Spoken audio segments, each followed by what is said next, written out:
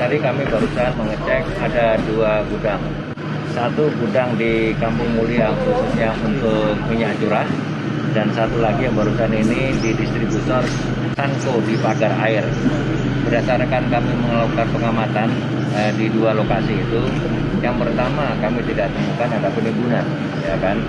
Kemudian yang kedua, mereka tetap melakukan distribusi kepada toko-toko untuk kemudian dikonsumsi oleh masyarakat. Kami mengharapkan kepada masyarakat untuk tidak ada panik buying. Kami dari Polda siap untuk melakukan pengawasan baik distribusi maupun nanti penjualan, supaya masyarakat tidak ada kepanikan dan wilayah Aceh untuk minyak tercukupi.